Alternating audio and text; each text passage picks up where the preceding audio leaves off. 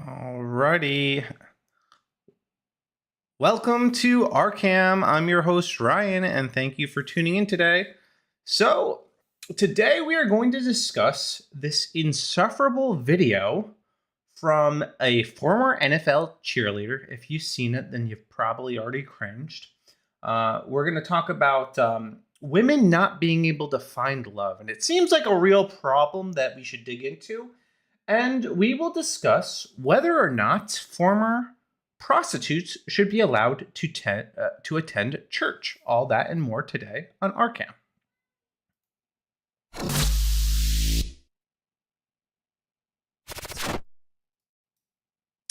All right. So welcome back, everybody. It is good to be back. So for some reason, I don't think it's streaming on X, and I don't know why. Because it should be. Yeah, it's streaming, so I don't know why it's not showing up for me. Anyway, so I wanna discuss this. I want to discuss this video, and if you haven't seen it, there's a video that started making the rounds in light of this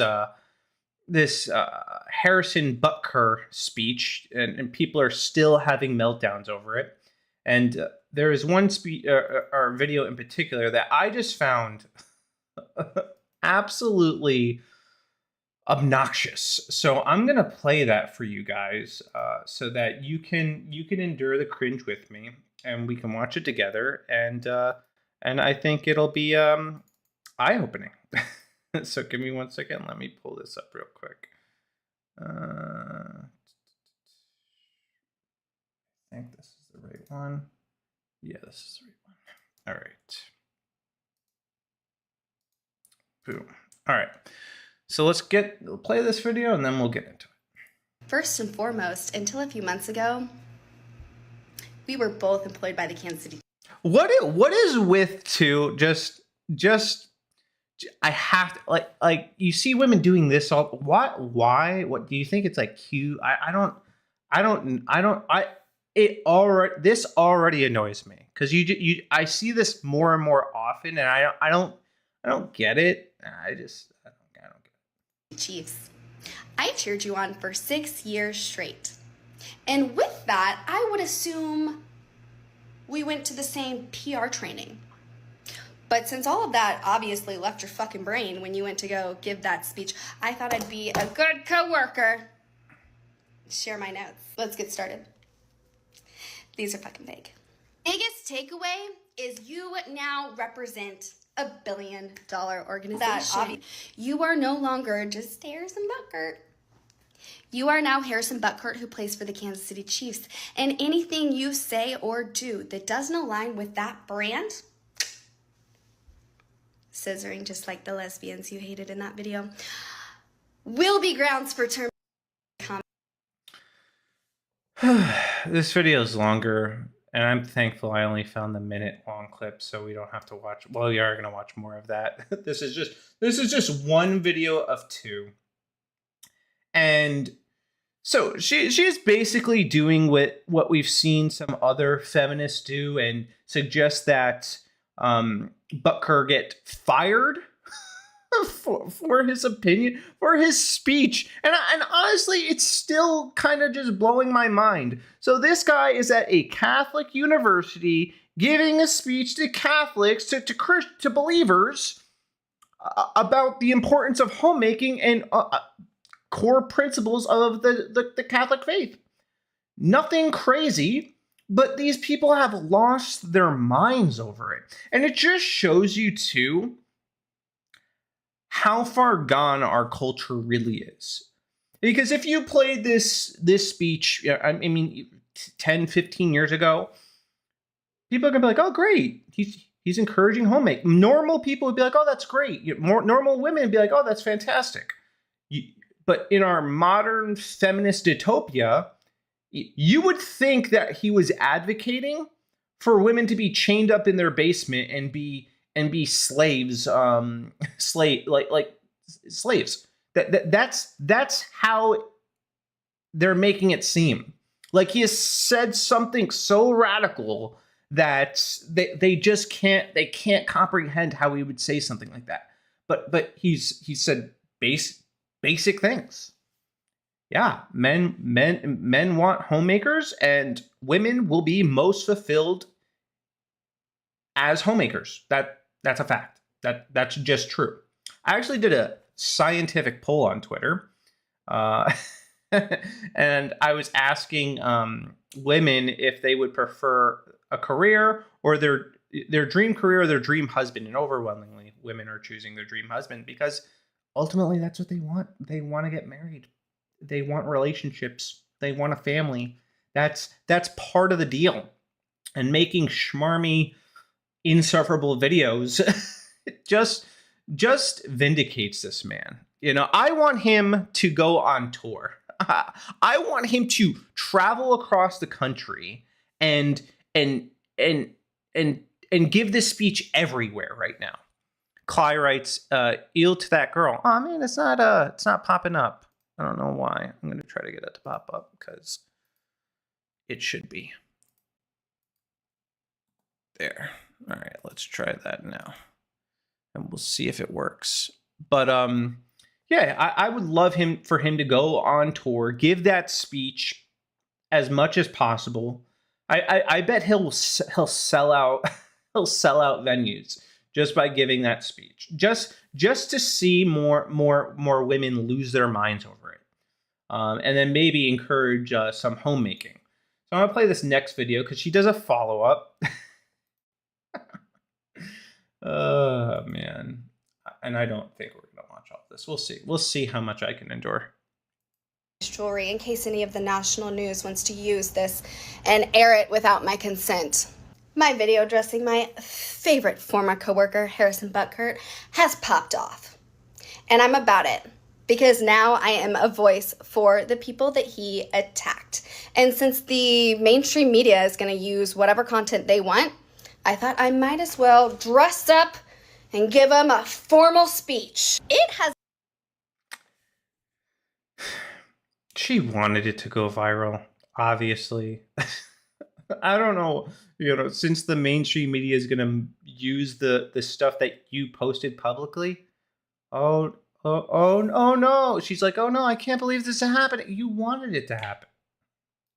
Has never been about whether or not a woman should stay home with her family. If that is the best decision for her, do you. If you want to have a career, do you. If you want to do both, pop off, do you. My issue lies when entitled men in positions of privilege, such as Harrison Butker. Let's just, stop and recognize that if we're talking about privilege, she also has privilege. Just saying. Just throwing that out there. She's a former NFL cheerleader. I'm going to go out on a limb and say that she has financial privilege, just like Harrison Butker. And there's nothing wrong with that.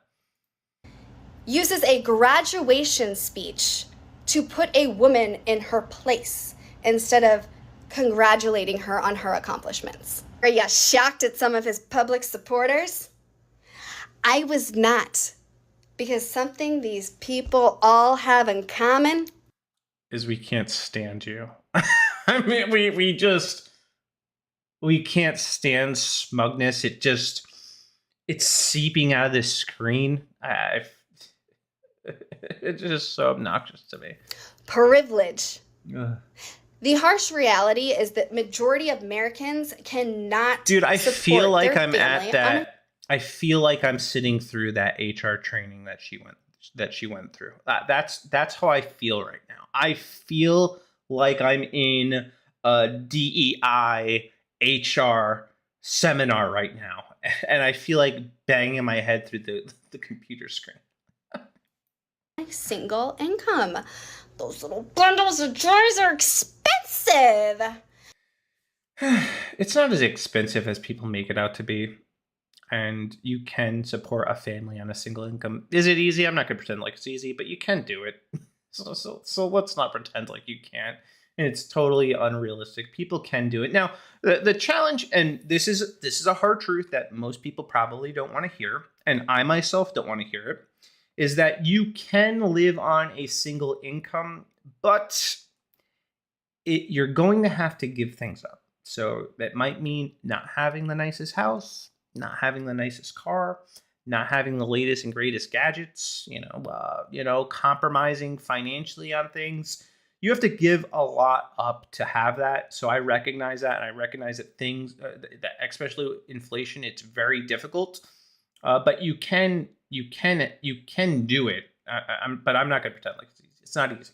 So Butker does have that financial privilege, which she also has, and wealthy people tend to have it, so having more wealth than your average American, that is a privilege.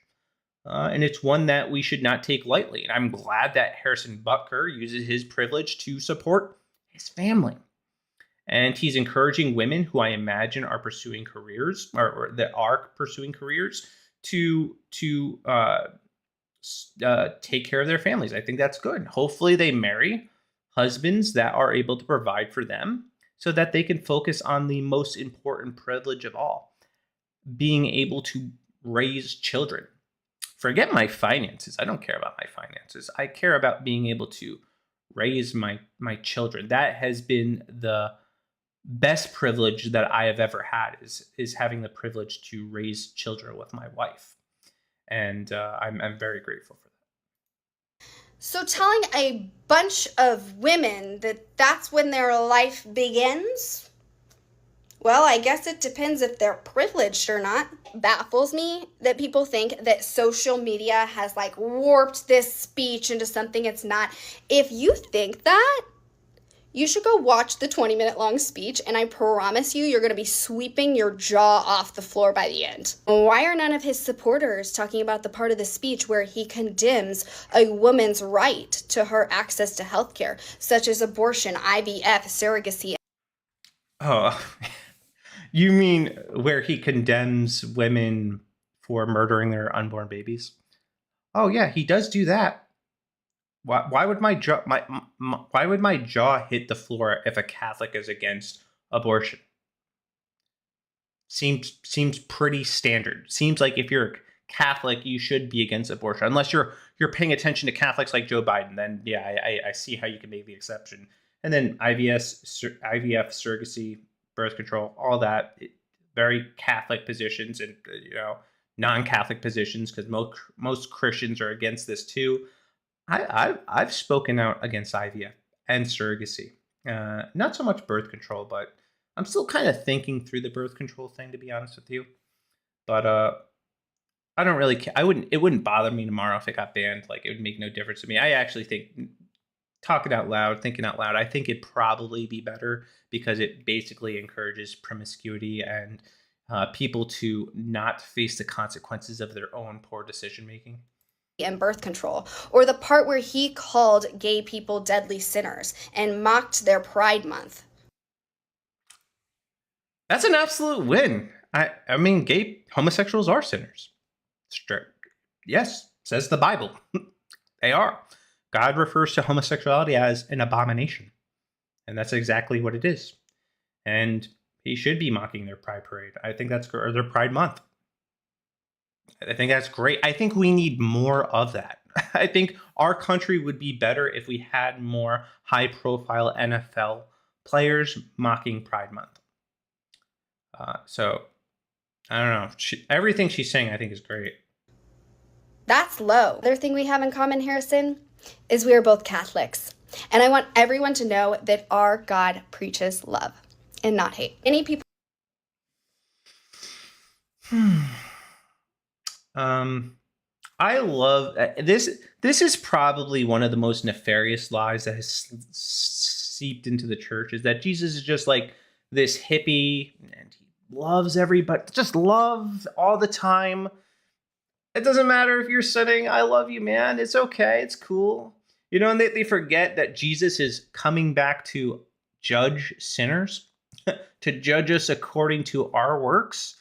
Actually, his criticism starts in the church. See Revelations 2, and you're going to see a lot of churches being judged by what they're doing.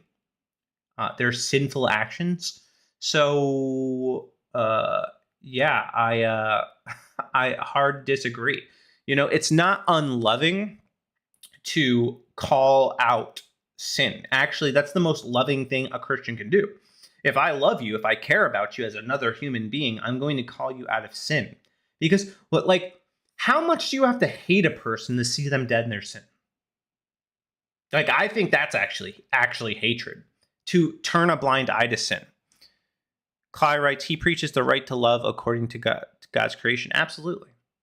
Absolutely. And I think it's insane that we forget this whole other aspect of God and see him as a God that loves only and never judges. But you can't truly love if you also don't punish evil. Like God has a responsibility to punish evil, and that's what he's going to do to sinners in the end. Like, they are going to be sent to hell for all of eternity. That's a fact. That's going to happen. You think it's unloving? Well, that's Bible. That's what the Bible says. So if you think that's unloving, then you think God is unloving. People are asking if there's going to be any consequences for Harrison Butker. And I can tell you now, the answer is no. Because he is a Super Bowl winning kicker. He is a privileged male athlete, and like many other privileged male athletes, he is untouchable. Female athletes do not have that luxury. We cannot speak out about controversial topics without risking our reputation and our career. Well, there you have it. Can't wait to see if my jersey sales increase. Literally nobody knew who she was until she made this video. I had no idea who this person was. Yeah, he won't be fired. And it's because he's a really good player and has helped win Super Bowls. So yeah, they're not going to get rid of him. She's right. They're not going to do it. And that's good. They shouldn't. And even if he wasn't, even if he was just your average Joe kind of player, they still shouldn't get rid of him. Why? For having Christian beliefs?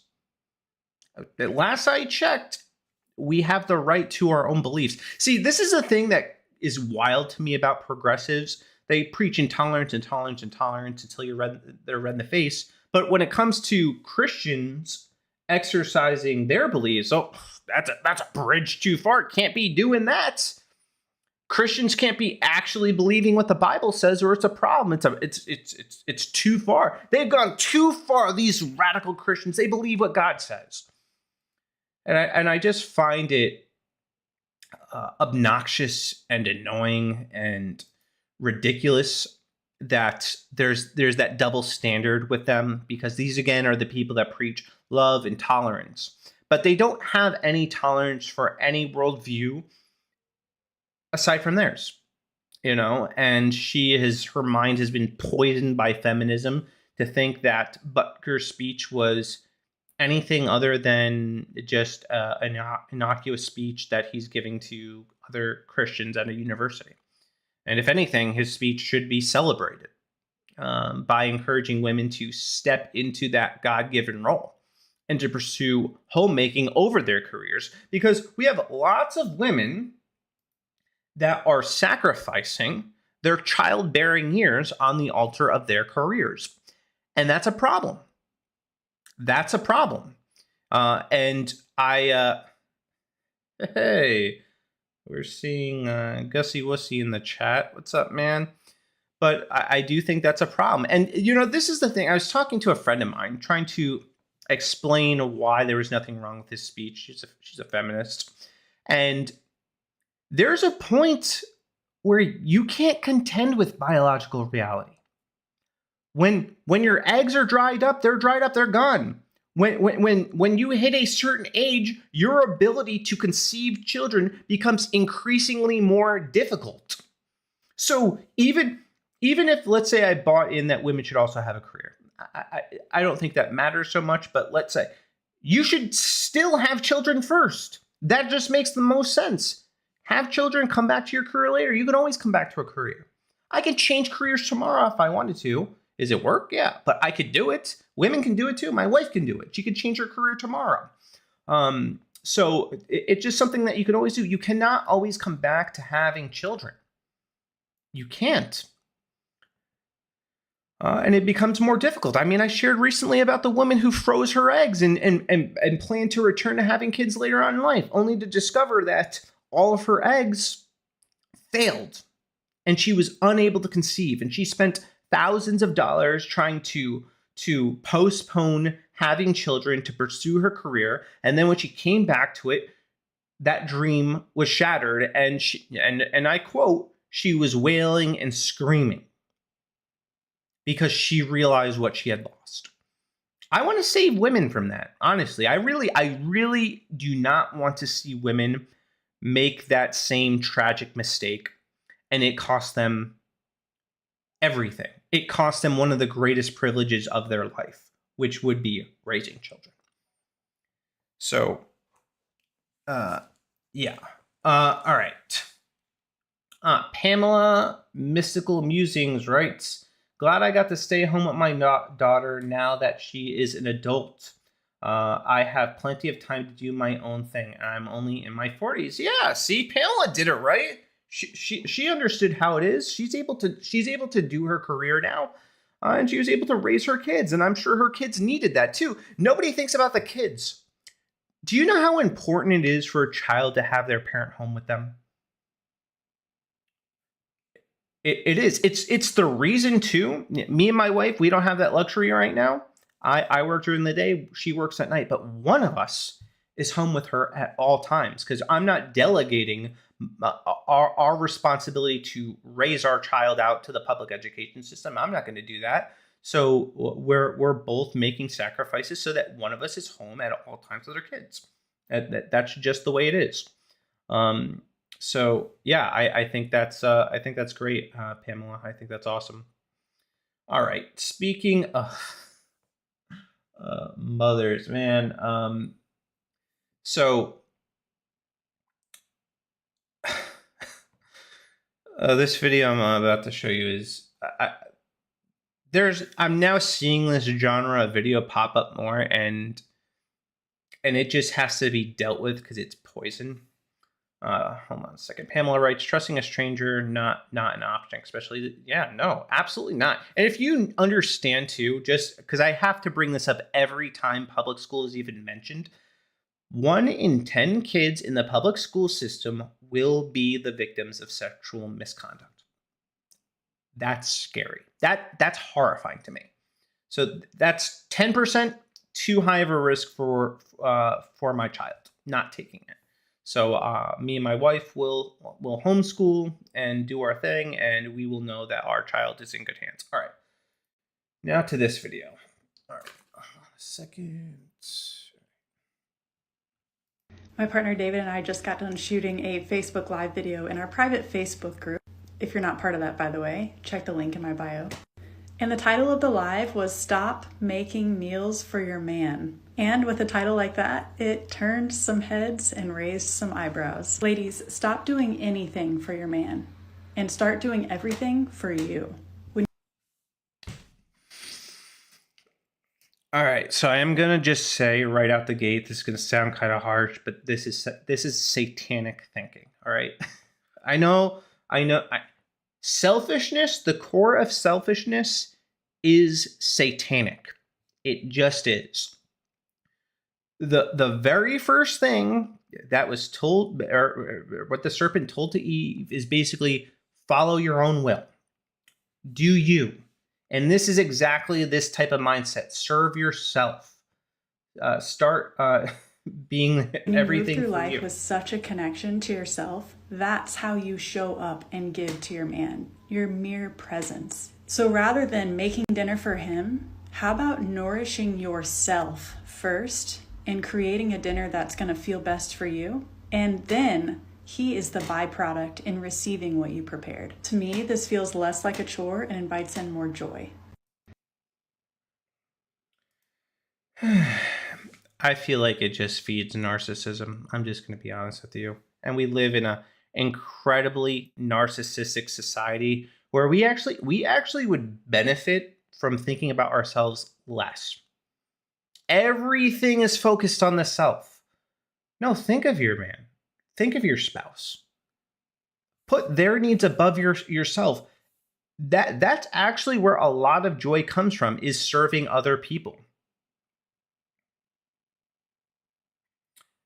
Pamela writes, worst advice ever. My partner works in HVAC and works long days. There is no way he is not getting a home cooked meal from me. Yeah. That makes sense to me. You know, my wife, when she is unable to prepare meals for me, because there's some nights that I do come home and I have to prepare dinner. She got caught up with the girls and she was unable to do it. And I don't scold her. I don't get angry. You know, I understand. But she actually gets upset over it. Like, she gets disappointed that she's unable to do it. And I think like that shows a woman that is genuinely concerned about your well-being, about your welfare, and is thinking above another person above herself. And I think that's the mentality that we need to have when you're in a marriage, especially if you're in a marriage that's rooted in Christ. You have this self-sacrificial love for one another. And you are constantly putting your spouse's needs above your own.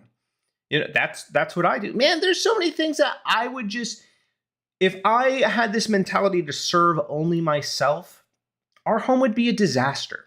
Because I'll be real, I have selfish desires. I would be hiking every weekend. Not thinking, but you can't do that. If you serve only your own needs, your view of yourself is going to eclipse the rest of your family. And that's a recipe for disaster. That's a recipe for a strained marriage. Focus on the needs of your spouse. Focus on the needs of your kids. And by doing acts of kindness for them, by serving them self-sacrificially, you will discover that you find this joy that is beyond what you could ever get serving only yourself and only your needs. All right. Speaking of demonic things, man, this is an old clip. So I believe this is at a women's march from a couple of years ago, but still relevant and kind of in the same vein. And we're going to see that this woman sacrificed her child for her career. And I want you guys just to tell me, does she seem happy? So we'll play this and you tell me if she seems happy to you. Here I was, sitting in Los Angeles in my beautiful office of my own late-night talk show. Soon I would be driving my hybrid car to my beautiful fucking home to kiss my two beautiful and healthy children and my husband who had taken the year off to parent so I could focus on my career. And I have all of this, all of it, because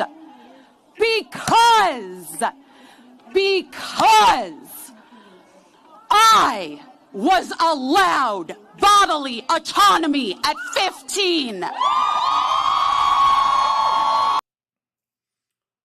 In case you don't understand newspeak, she has all of that because she murdered her baby at 15 years old.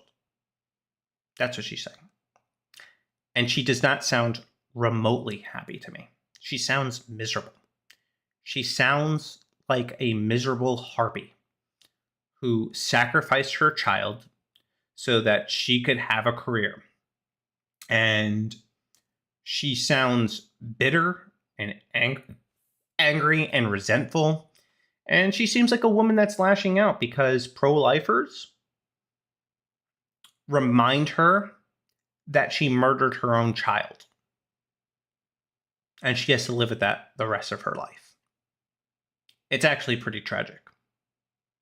And yeah, nobody is ever going to tell me, you will never convince me that feminists are happy. Never. Impossible. because they just always look like the most miserable people in existence. And this woman is just seething with hatred. No joy, no compassion, no kindness, just outright guttural rage. So, yeah. She definitely did not convince me that she's happy.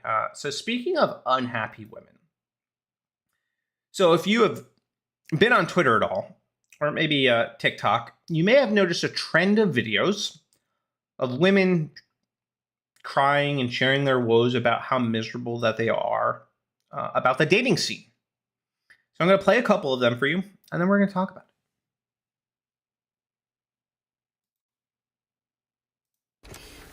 Quick question. Are you fucking kidding me?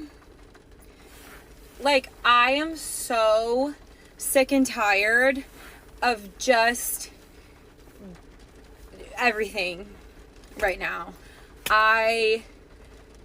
Everyone is so quick to say, stop doing this, stop thinking like this, stop telling me I'm wrong. I have literally convinced myself at this point, based on everything that everyone's telling me, my therapist, my family, my friends, that I'm just doing everything wrong. I'm healing wrong. I'm thinking wrong. I'm training wrong. I'm doing relationships wrong. Everything I do is fucking wrong. And I'm so sick of it. Stop comparing. It's not even about comparison. Like, I genuinely just want love in my life so badly. It's literally not about anyone else. It's just about me and what I want.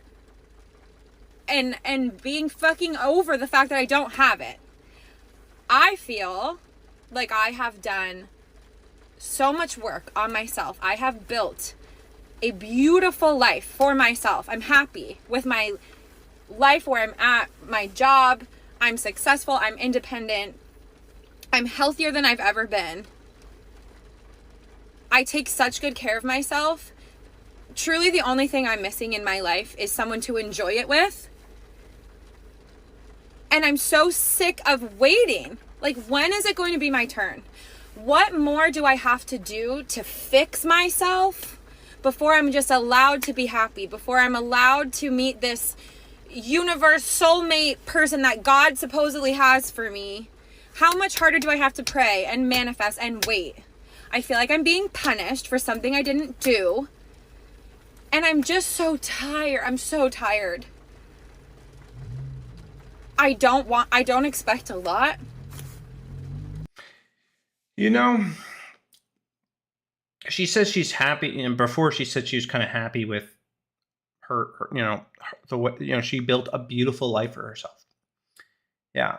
And the thing is that her prioritizing her career instead of prioritizing family building will ultimately leave you feeling empty. And for women and men, it'll hit them at different times.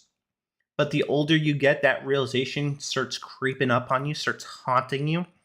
And you start to realize, as you look around, you see your friends and family getting married around you, and seeing the joy that they have with the lives they built with their families, that it's no substitute for your career. It just isn't.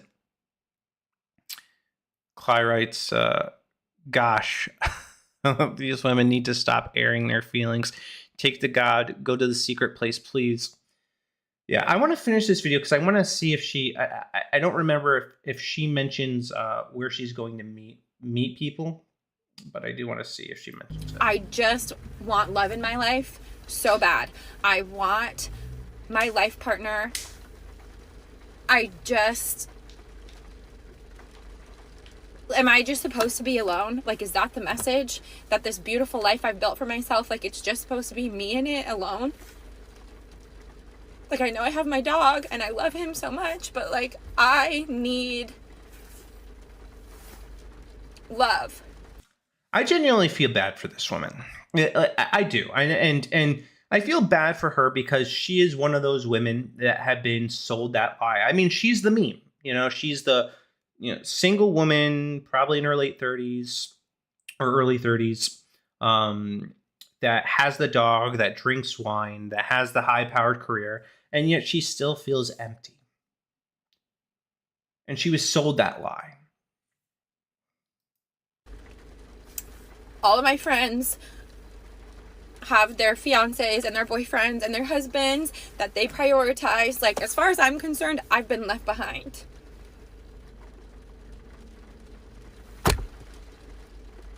And I really just want to find that person that matches my energy and wants to build a life with me. Is that so hard? I wonder where this woman is meeting men. You know, because that's a question that I have. You know, where are these women trying to meet men? Because if they're trying to meet them on apps, probably not a good idea.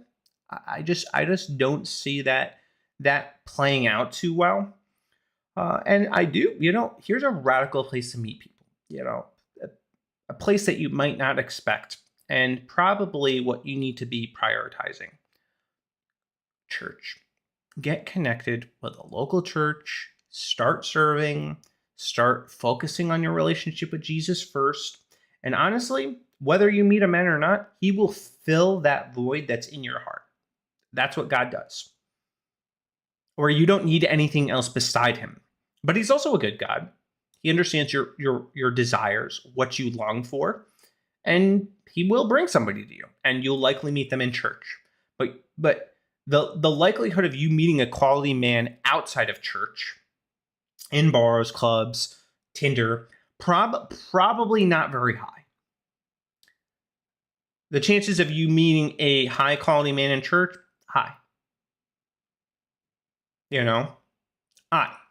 And she, you know, I'm going to take her at her word that she has everything together. I kind of don't think that if everybody in your life is telling you that you're doing something wrong, maybe they're onto something, and maybe it's time for some introspection. You know, maybe it sounds like her priorities are out of whack, but she's hardly the only woman to kind of go on this rant. There was another woman I'm going to share, and I'm not going to play this whole clip because it's long. But I said that about the last one. But I'm really going to try not to play this whole clip because it is long. All right. I'm not someone that posts or cries or anything on the internet, so this is a new one for me. I guess I need girls to rally with me and lift me up because I feel so defeated right now. I've been trying to meet someone, just anybody worth my time for years. And dating apps are so awful. I don't need to explain to you how awful the dating apps are. So I've been trying to meet people in public, and they're still trash when I do randomly meet people in public. But tonight takes the cake. Last week I was I'm part of an app that you can... I'm not going to play this whole video. I'm just going to break it down for you a little bit. Oh, it didn't even pop up. My bad. So this woman, basically, she meets... she goes to a comedy club to meet men, and she gets asked to sit in the front row, and there's all these couples going in the club, and she's just reminded of her single life, and is on the self-pity party. And she's another one that she's not looking for men in church. She voices her concern about dating apps and how abysmal they are. And I agree. And then she talks about meeting people in public. Comedy clubs and bars? You think you're going to meet quality guys there? You're not. You're not. So it's I actually do think these women wholeheartedly would just benefit from going to church. She's a pretty woman too. Both those women were pretty. So you go to church, give it a year, focus on Jesus. I'm telling you, men will show up. It'll happen for you. And it does upset me though, because you see video after video of these women who are just outright miserable. And they are the poster child of the feminist movement and the lies and poison that they have fed to people, and fed to women. And they're clearly miserable. They are clearly upset. They clearly are not satisfied with their life. And I just would love a little bit of introspection from them to recognize, like, doesn't the light bulb go off at some point where you realize, like, I have my career, I have my dog, I have my wine, I'm having meaningless sex, but for some reason I just still feel a void. Don't you? Shouldn't you realize that something is amiss? Yeah, I guess they realize it, but yet I'm confident these same women would be at Busy Phillips, women's march, listening to that horrendous speech, not realizing that feminism is poisoning them. And two, I'll tell you something about men. We don't care about your career. We don't care if you have a career. That's not important to men. I wonder if these women know how to cook, know how to clean, are good with children, are the type of women that men would find to be suitable wives. I do wonder that.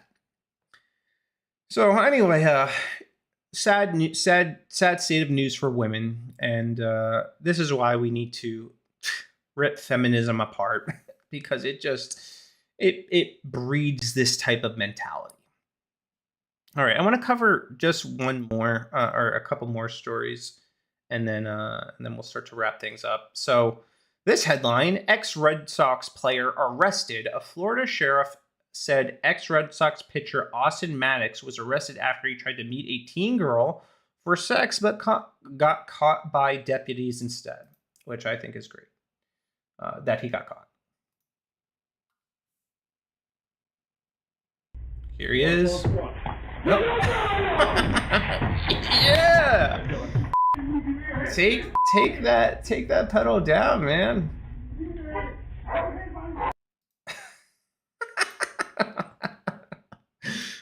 I love these. I love these stings. I think it's rich. This guy got catfished in the worst possible way, and his life is now ending. And I think that's great. I think it's great when these predators get caught. So, former Red Sox pitcher arrested in Florida as part of an underage sex sting.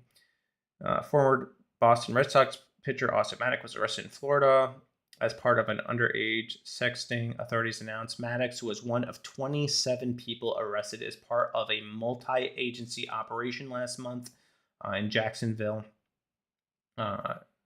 Sheriff Waters said they're accused of soliciting sex over the internet from people who they believed were children, officials said. What a scumbag, man. What a scumbag. And I hope that they get more of these people and start weeding these monsters out. And honestly, you want to know what they should do with this guy? I'm gonna sound harsh again. You're gonna realize real quick watching my streams that I'm very pro death penalty. Sentence this guy to death. Just do it. Send the message that you will not try to prey on children. Strike fear in the hearts of pedos. Just do that. I think that would be good. I think that would be a net positive for society. All right, last clip. I'm going to talk about my favorite person on Twitter. And by that, I mean one of my least favorite people on Twitter. Pearl Davis. So Pearl Davis went on Tim Pool's show and debated Lauren Chen, and who else was there? Lauren Chen. Oh, and Isabella Riley. Which is disappointing because she's very confrontational on this app, But during the debate, man, I felt like she was more on Pearl's side. She didn't really push back that much, and I just thought, like, you're here to debate. And I thought Lauren Chen, although I respect her tremendously, she's one of the women in conservatism that I respect the most. I thought she just had so many missed opportunities. But Pearl is, using this debate to, farm clout and, farm engagement. So let's play this clip real quick. Would you let a reformed pedophile buy kids in church? They said sorry. Would you let them buy the kids? By the kids? Mm-hmm, by the kids. Near Would you the let them kids. in the church freely? A reformed pedo? No, I don't think you can be a reformed So pedophile. why are we bringing a reformed hoe who said she wanted to sleep with married men and loved to get them to cheat around married men? No, you put them in the back of the church. You say, why don't you show us that you actually put your money where your mouth is, do some work, and then come back? Would you let a reformed... She seems so pleased with herself. Like she's gotten like, I got the most brilliant gotcha moment. Except it's really not that clever of an argument. I'm just going to be real. It's really not. So here's the difference. All right, let me just explain this to you. All right. So there's a difference between a reformed pedo and a reformed prostitute. Okay. One, pedos cannot be reformed. They can't. Two, it's illegal, straight up illegal, for them to be around children.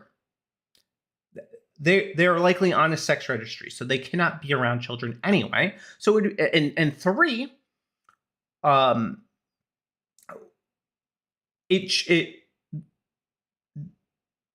we are talking about children here. All right. So there's a difference between children and grown adults. All right. Children are impressionable and naive, and I don't mean that in a condescending way. That's just the truth.